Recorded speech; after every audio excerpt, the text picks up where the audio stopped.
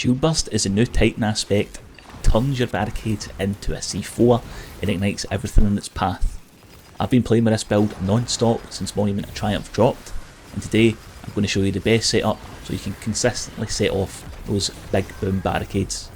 Let's get into it. When I first saw Shield Burst, I immediately thought of Gaffer's horn, so we could have more solar waves to the barricade, but as you can see here, it doesn't need it. Instead, I've landed on the newly reworked Hallowfire Heart, and it reads, while your super is charged, ability final blows cure you and give stacks a Sunfire Furnace. While this is active, grenade and shield burst final blows trigger an ignition. Each stack increases grenade and class regen and super damage. Upon exiting, your super consumes all stacks and it's converted into super energy. I'm using a thermite grenade here, and as you can see, that anyone felled by it ignites. The same goes for the shield burst too. Now, the super at base does around 4800. With Roaring Flames times 3, it's up to just under 7000. But with Sunfire Furnace times 10 and Roaring Flames times 3, that number shoots up to just over 19,000, which is nearly 300% from base and 170% more damage than from just having Roaring Flames times 3. It also restores just under half your super at 10 stacks. Once you activate your super with the stacks, they remain until the super is over. And just for reference, a Curious Thunder Crash does around 10,000 damage at base.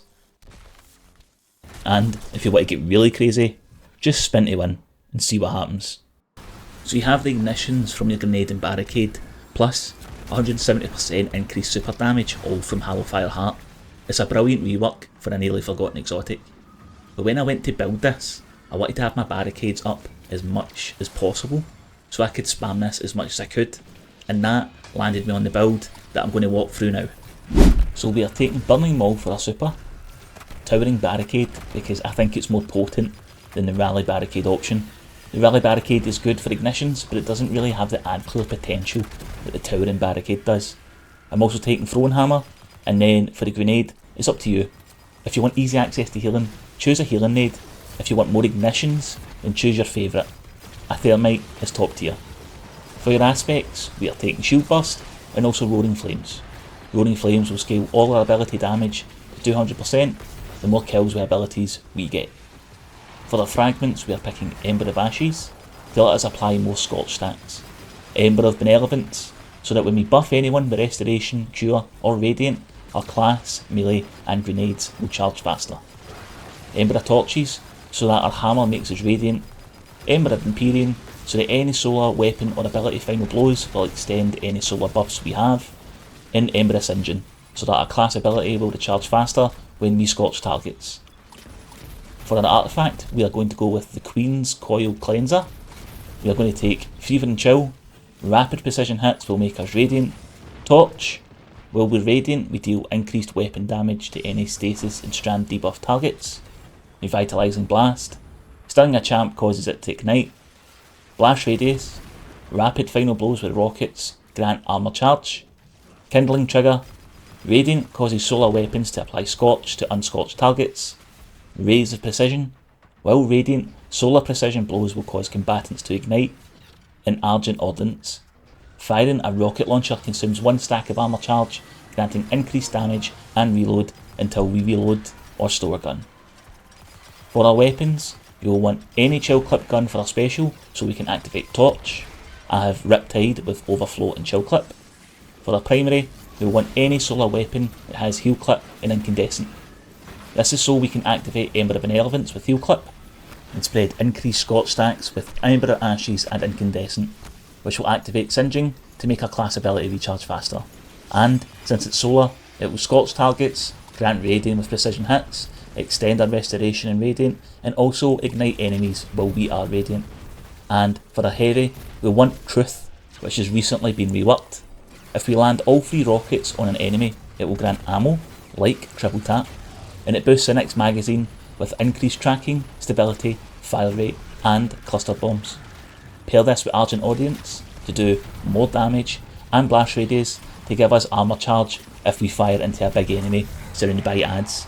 They will get killed by cluster bombs. Truth is amazing. I would highly recommend you trying it out. For our mods, we will want Dynamo and a solar siphon in the helmet, focus and strike and a melee font if you need it for the arms, a solar ammo generation mod in whatever resists you would like on the chest, an insulation and 2 void fronts to increase Truth's damage for the legs, and for the class we will want Reaper, a time dilation and a powerful attraction. All of this will grant super energy when we use our class ability near targets.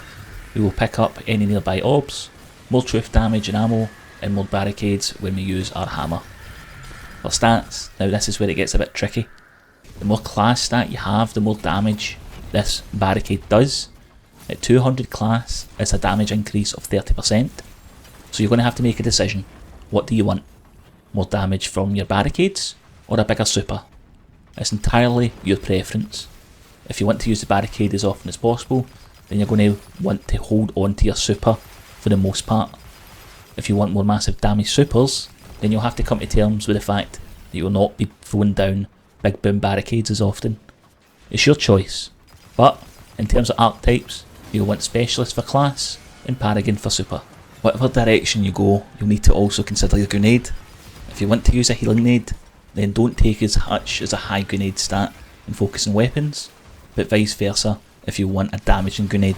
In terms of armour sets, there have been so many added with the Monument of Triumph, but one in particular has caught my eye, and that is the Pit of Heresy dungeon armour.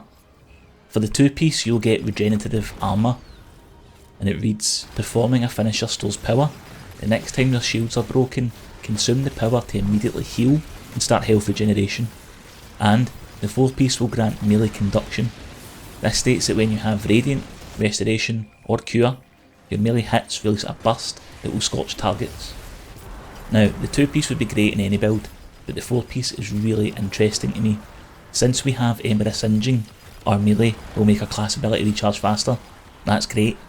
Unfortunately, we're unable to farm tier 5 for it, as the Pit of Heresy isn't in the rotation of featured dungeons.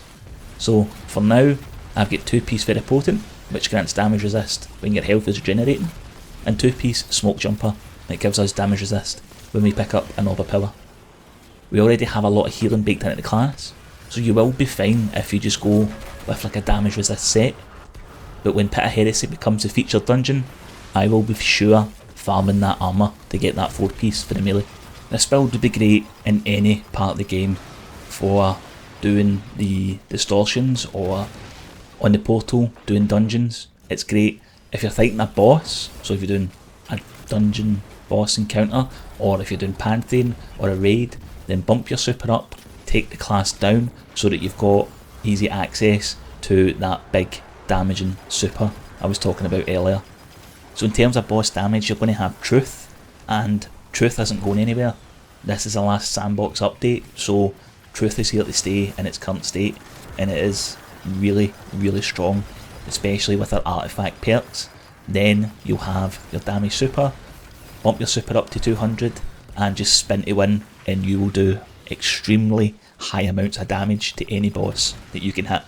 Then for the portal, arena, fire team, strikes, even dungeons, you've got the alternative high barricade build, which you can build into to have your barricade out as much as possible. Great for ad clear, great for restoration, great for radiant, just great for general play. When you get to a boss, change to a high super build, and then you've got your boss damage good to go. In terms of the last bit of subclass updates we'll get for the Titan, Shield Burst is a very worthy component for Bungie's last hurrah. Very much enjoy using this build, it's so much fun and brings a lot of build diversity with it.